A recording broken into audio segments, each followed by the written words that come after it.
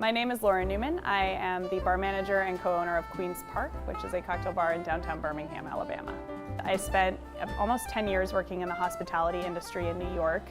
So I was living there, dating my boyfriend who was living in Alabama, and I knew I wanted to open a bar with him. We'd had that discussion, we were ready to do that, and my lease was up in New York, and I decided to come down here temporarily and to use Birmingham as a base to visit other cities and decide where we wanted to open the bar. So I came down, I didn't even unpack, and after about 3 months I was like, screw it, I love Birmingham, we're opening a bar here.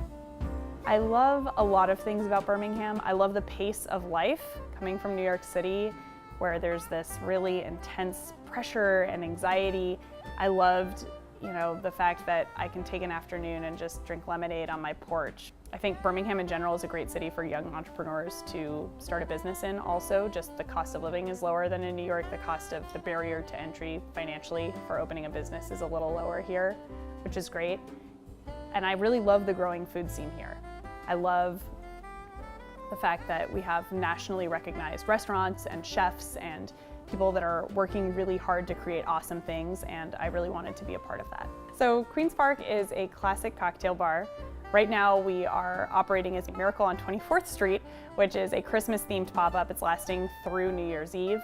We're going to close for a not so long winter's rest at the first week of January and then reopen just as regular Queen's Park.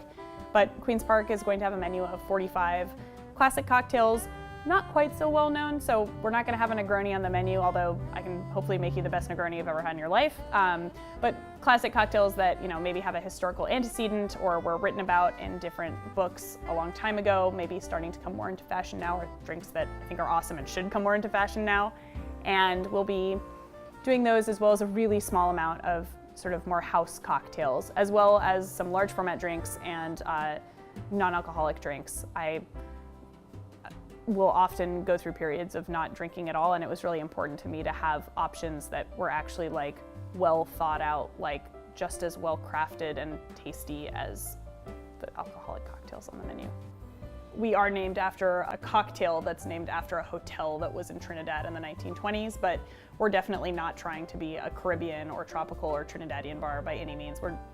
It's just the name of a cocktail that I love. I really wanted to do something that was transportive and made you feel special and like you were almost going on a mini vacation while you were drinking here. At the same time, something that could also be really relaxed. Like, it's important to me for people to feel like there's not pretension, like people can have a good time here and drink whatever they want. On our current holiday menu for Miracle on 24th Street, we're doing one called the Yippee-Ki-Yay Motherfucker from my favorite Christmas movie, Die Hard.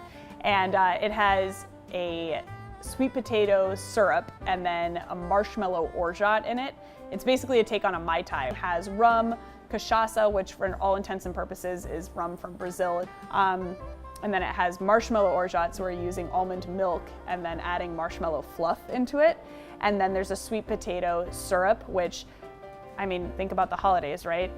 I like to put marshmallows on my sweet potato, but maybe that's just me. I have a bit of a sweet tooth, but the cocktail itself actually isn't that sweet. It's really well balanced. There's lime juice that's adding citric acidity, and then of course there's the rum and the cachaça, which are definitely adding a kind of bitter and more alcoholic note to the drink.